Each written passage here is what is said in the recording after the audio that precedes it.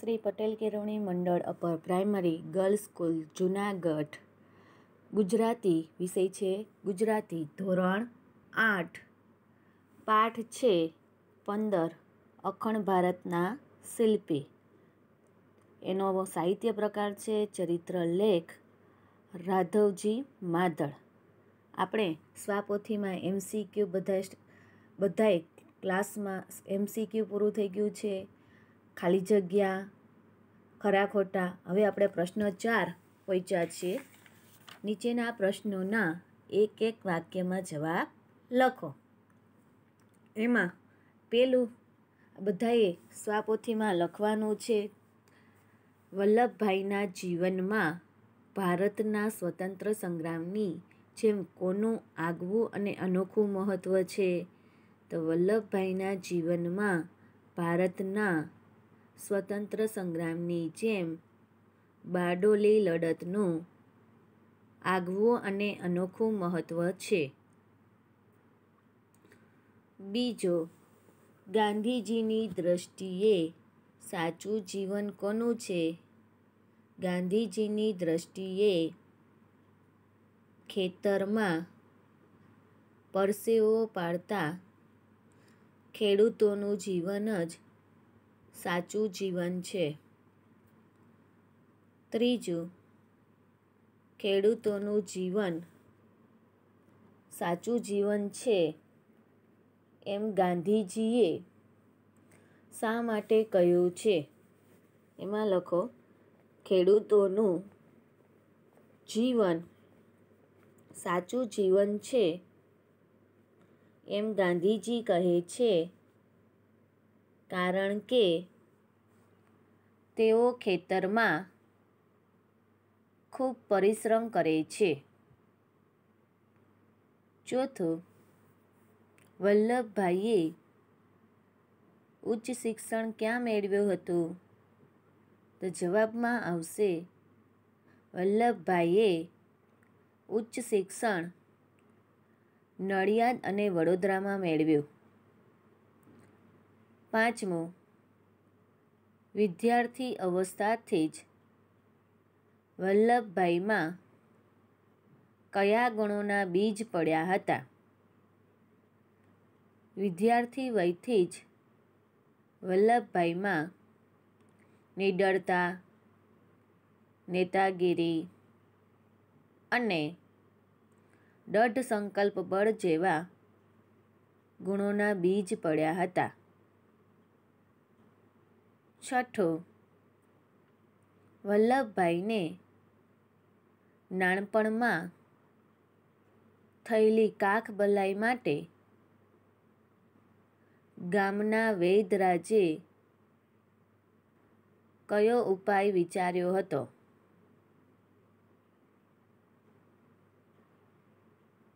એમાં આવશે, ગામના વૈદ્યરાજે વલ્લભભાઈને નાનપણમાં થયેલી કાખબલાઈના ઈલાજ માટે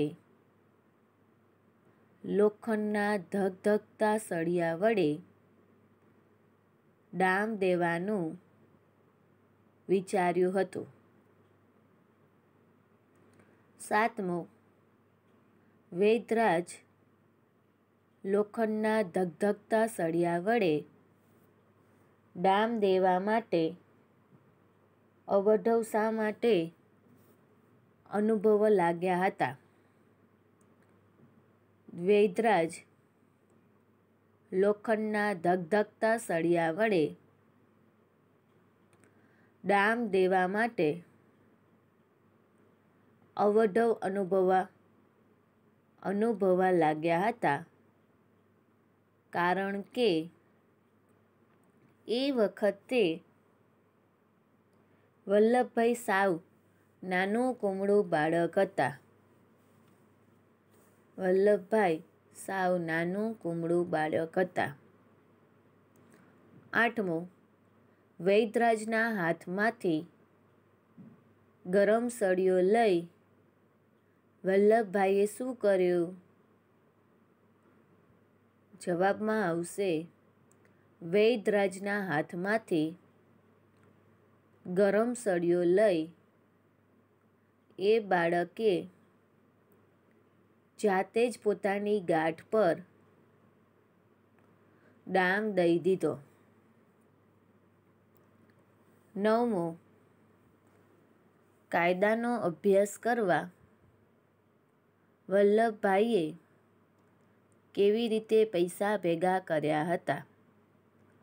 એમાં લખો, વલ્લભભાઈએ બચત કરી પૈસા ભેગા કર્યા હતા, કારણ કે તેમને કાયદાનો અભ્યાસ કરવા માટે ઇંગ્લેન્ડ જવું હતું. 10મો, વલ્લભભાઈના સ્વભાવને કોની ઉપમા આપવામાં આવી છે? જવાબમાં વલ્લભભાઈના સ્વભાવને નારિયેળની ઉપમા આપવામાં આવી છે. વલ્લભભાઈના સ્વભાવની ખાસિયત શી હતી? એમાં લખો, વલ્લભભાઈના સ્વભાવની ખાસિયત એ હતી કે તેઓ કોઈનાથી ડરતા નહીં, ભલભલાને પણ કોઈ શેર શરમ વગર સાચું અને સ્પષ્ટ સંભળાવી દેતા. 12મો, કોની વાણીમાં જુસ્સો અને સચ્ચાઈનો રણકો હતો? તો જવાબમાં આવશે, સરદાર વલ્લભભાઈની વાણીમાં જુસ્સો અને સચ્ચાઈનો રણકો હતો.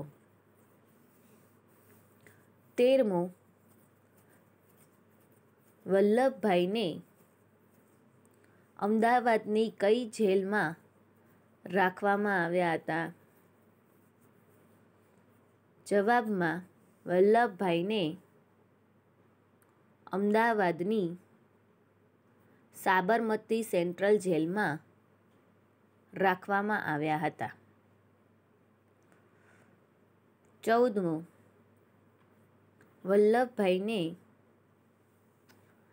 એક કવિએ આપેલું વીરનું વિશેષણ કઈ પંક્તિમાં જોવા મળે છે?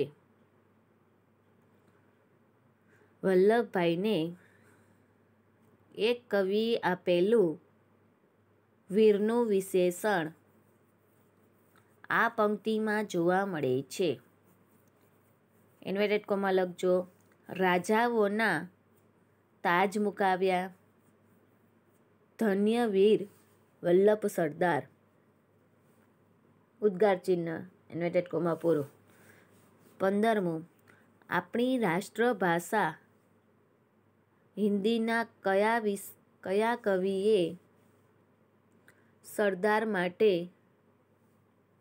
અદ્ભુત કવિતાની રચના કરી છે? એમાં લખો, આપણી રાષ્ટ્રભાષા હિન્દીના કવિ હરિવંશરાય બચ્ચને સરદાર માટે અદ્ભુત કવિતાની રચના કરી છે.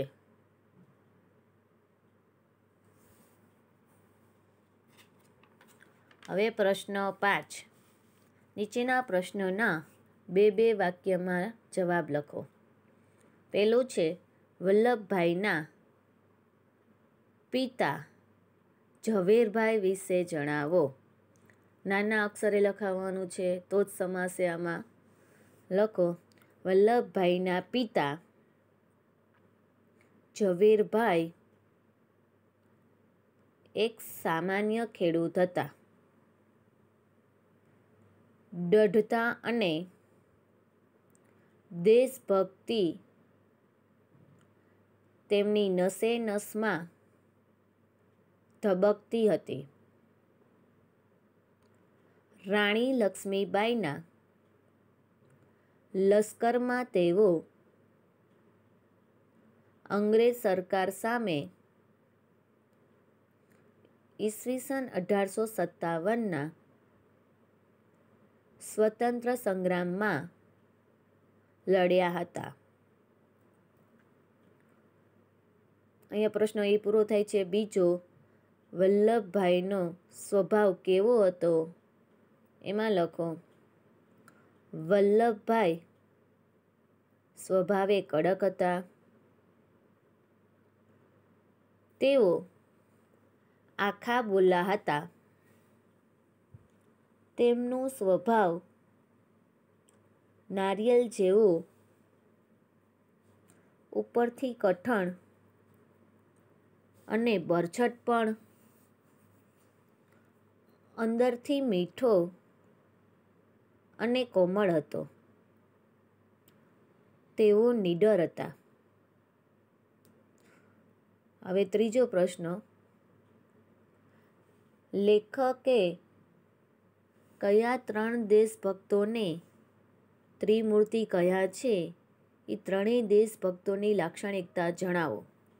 એમાં લખો, લેખકે 3 દેશભક્તો ગાંધીજી, સરદાર અને જવાહરલાલ નહેરુને ત્રિમૂર્તિ સાથે સરખાવ્યા છે. ગાંધીજીએ સત્યની જ આરાધના કરી.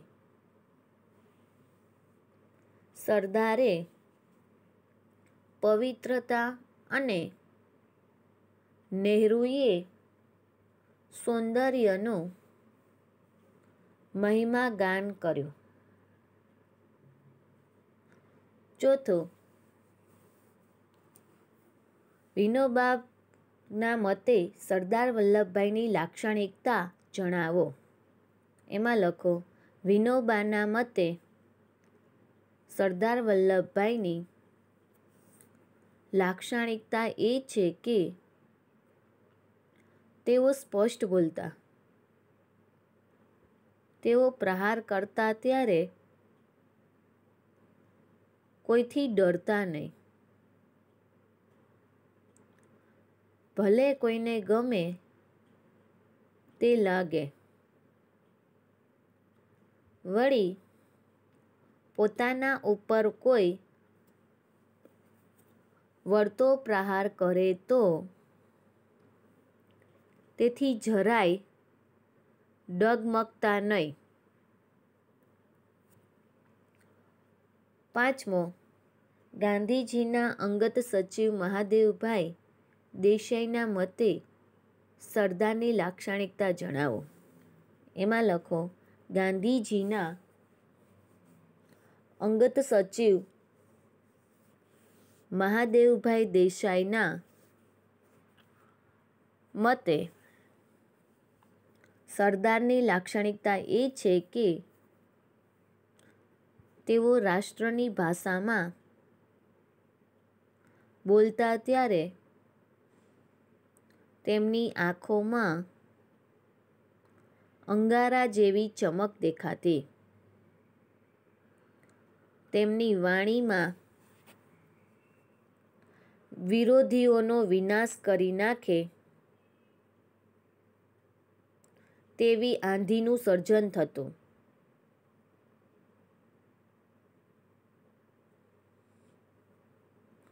છઠ્ઠો, વલ્લભભાઈ પટેલની દીકરી મણિબેન વિશે જણાવો. એમાં લખો, વલ્લભભાઈ પટેલની દીકરી મણિબેન એમના પિતાની ઉત્સાહથી સેવા કરી હતી. તેમને સાદગીનો ગુણ વારસામાં મળ્યો હતો. તેમની સાદગી એવી હતી કે તેઓ થીગડું મારેલી સાડી પહેરવામાં પણ નાનપ અનુભવતા ન હતા. હવે પ્રશ્ન 6. નીચેના પ્રશ્નોના જવાબ લખો. પહેલું, વલ્લભભાઈના જીવનમાં બારડોલીની લડતનું આગવું અને અનોખું મહત્ત્વ છે એમ લેખક શા માટે કહે છે? એમાં લખો. અંગ્રેજ સરકારે ખેડૂતો પર ગેરવ્યાજબી મહેસૂલ વધારો નાખ્યો હતો. એ ખેડૂતો પર અન્યાય હતો. વલ્લભભાઈએ ખેતરમાં પરસેવો પાડીને ખેતી કરતા ખેડૂતોને ન્યાય અપાવ્યો હતો અને અંગ્રેજ સરકારનું આ બાબત પર ધ્યાન ખેંચવું હતું. આ દ્રષ્ટિએ વલ્લભભાઈના જીવનમાં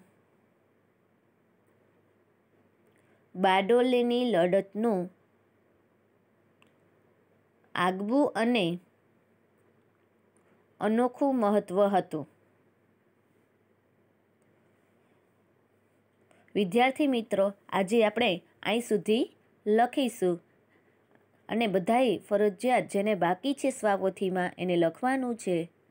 થેન્ક યુ વિદ્યાર્થી મિત્ર.